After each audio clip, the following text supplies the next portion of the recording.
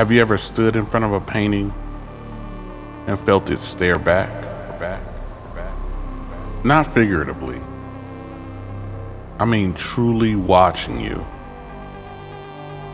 Some paintings, when created, capture light, color, and emotion.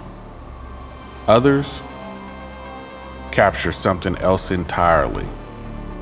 Something dark and something patient.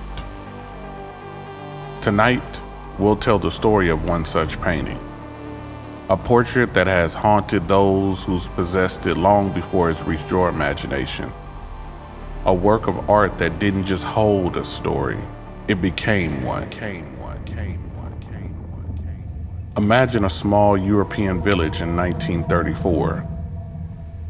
The streets are narrow, slick with rain, and the cobblestone beneath your boots slide with every step. Windows are closed at every home that you pass on the road, and every street lamp casts a long shadow that stretches across walls like fingers. In a house on the edge of this village, a painter works alone. His life is measured in brushstrokes and midnight oil. He speaks to no one, yet whispers fill the air, as if the walls themselves are listening.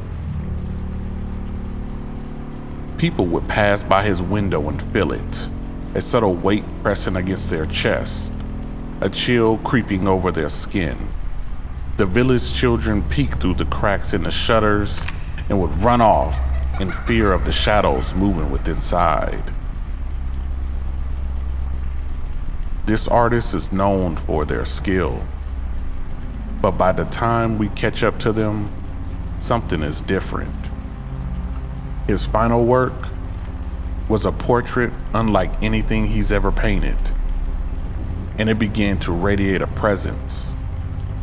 A figure in the canvas, pale, seated in a high-backed chair, eyes unnaturally wide, lips curled into a faint smirk. Some would say it felt alive. Others would say it was waiting. The villagers would speak quietly of unusual phenomena, like animals being skittish near the studio and lights flickering when no candles were burning.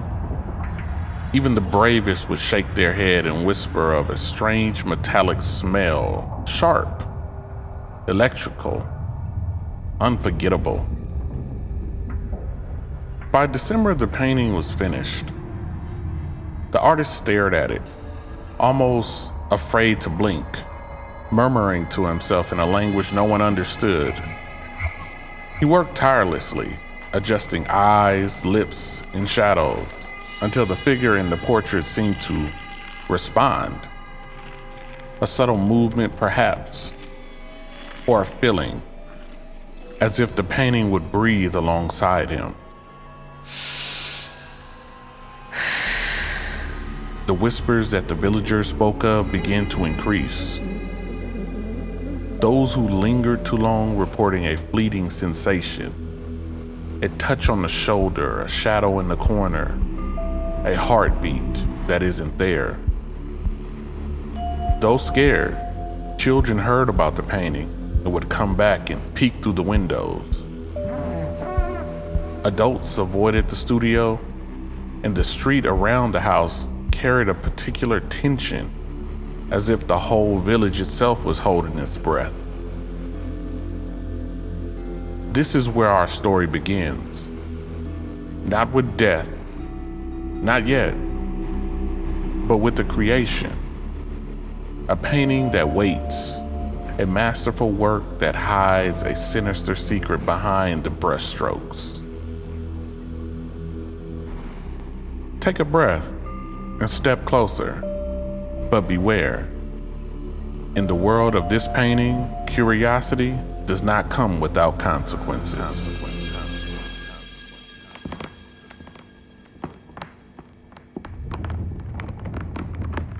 The artist's obsession grew with every stroke. He barely slept. Meals were left at his door by concerned neighbors, yet He barely noticed. He murmured to the figure in the canvas, tilting his head as though he was listening for a reply. By December, the final strokes had been applied. The figure, now perfected in its high back chair and pale skin, unnervingly still. Its smirk, barely perceivable, yet those who see it feel as if it knows something that they don't know, as if their darkest secrets and fears are being seen. And on that very same night that he showed his final piece, he was found lifeless, collapsed over the canvas. Officially, it was heart failure. Unofficially, speculations ran wild. He was healthy, yet when found, he was pale and drenched in sweat. The faint metallic scent lingered all around him. Neighbors reported something strange outside of his studio. The air seemed charged, lights flickered, shadows bent unnaturally. Even from the street, the painting exerted its pull. People whispered that the figure seemed to watch them, waiting for something, even after his death. Soon after the artist's death, the painting was sold to a young urban collector who admired his work. He'd hang this painting in his study under a soft lamp. And soon after, the room would start to feel different to him.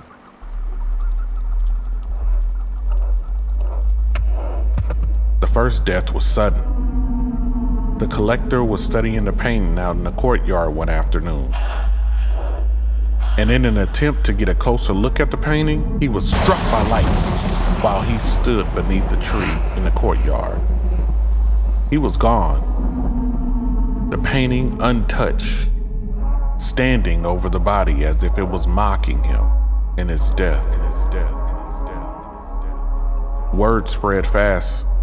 The collector was well known, and the whispers of the smirking painting reached collectors and historians all over the world. Those who were nearby that knew where the painting was being stored would pay to sneak in and see if the rumors were true.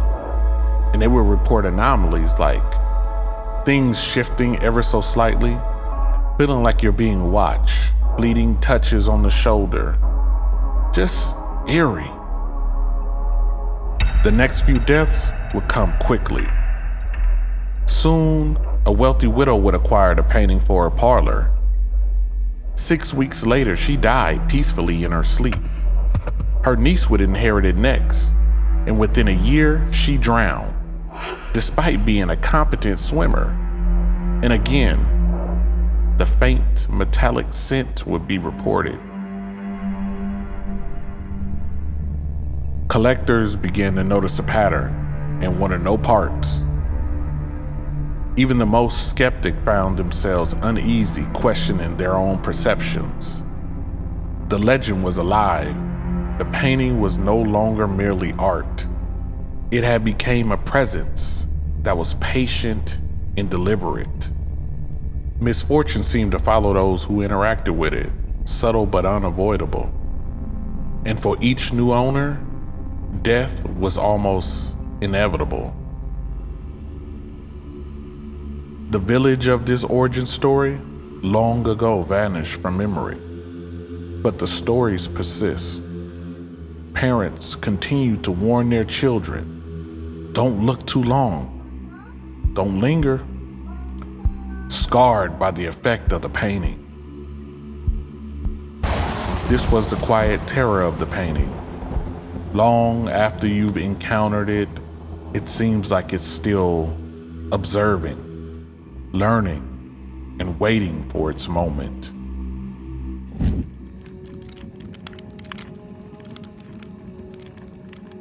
After the niece died, the next heir who inherited the cursed painting was determined to end that cycle. He moved the painting to an abandoned barn on the outskirts of town and set it aflame. Flames licked the canvas, smoke curled upwards, thick and choking. and the scent that traveled with the painting filled the air stronger than ever. Witnesses reported something impossible. The canvas refused to burn. The flames consumed the wood around it, yet the painting survived, untouched.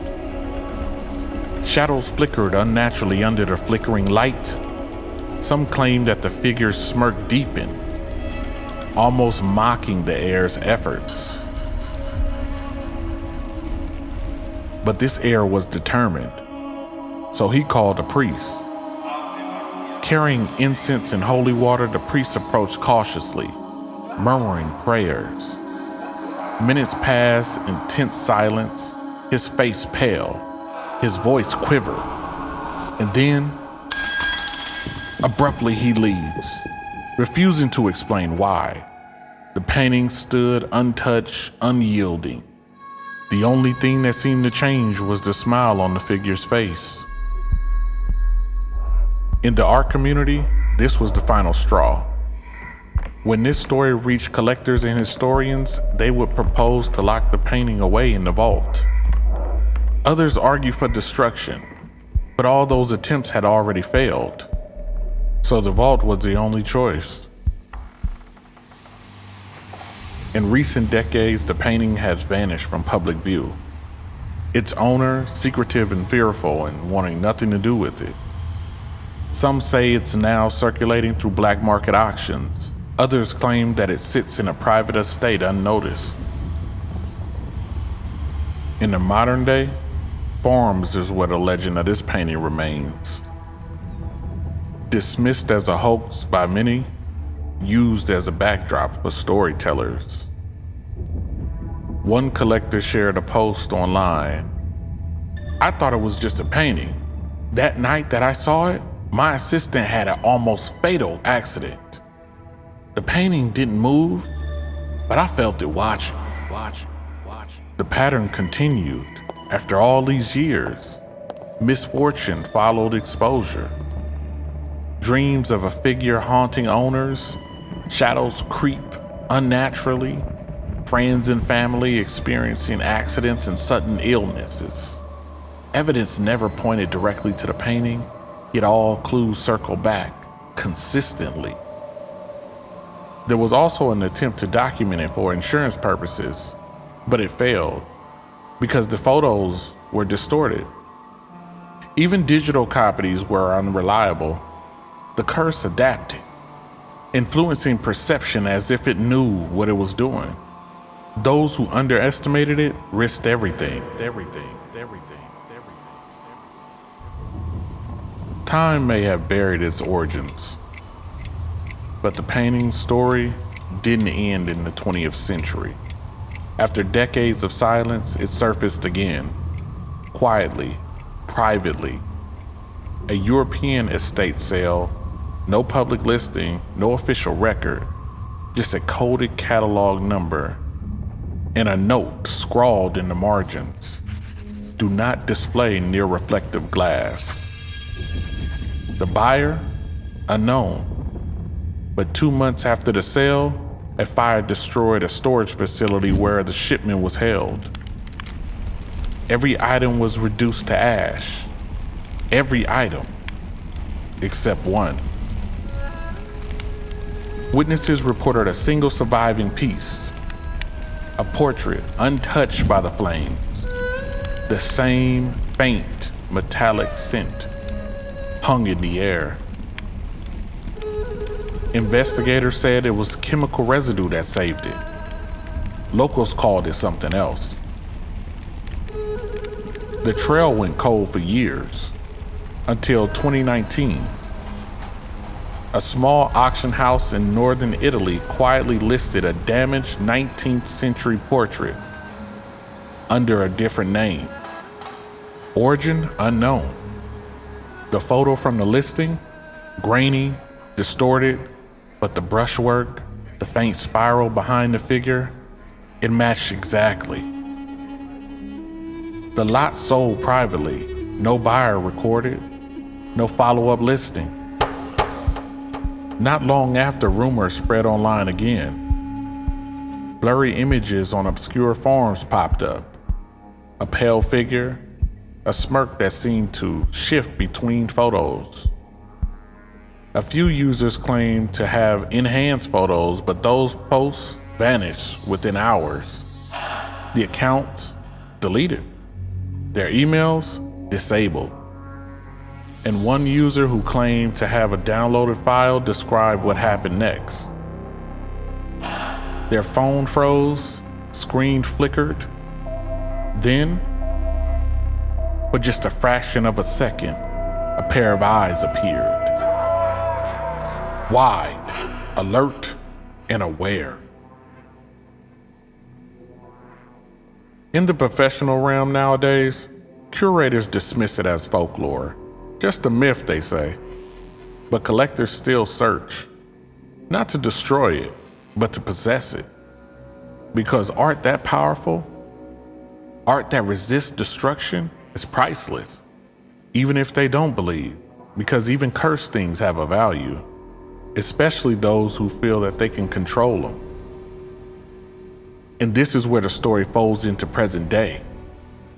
Confidential reports suggest one major animation studio recently recovered an unidentified European portrait from a private collector.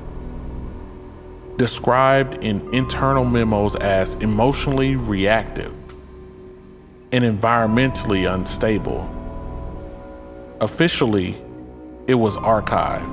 Unofficially, it disappeared again. If that's true, that means the painting isn't gone. It's moving, changing hands quietly under sealed contracts and NDAs. A piece of the cursed art traveling the same hidden networks as stolen animation cells, animatronics, and forgotten props. It waits, just like it always has. Behind closed doors and black curtains. So maybe the curse isn't waiting for a new owner. Maybe it's already inside a studio vault, watching, waiting, learning how to live in frames again. Because some art doesn't fade, it evolves. And somewhere tonight, under a cold studio light, a painting still smiles. This concludes the story of the cursed painting. I hope that you all enjoyed it. Please leave your theories in the comments. And as always, anime life forever.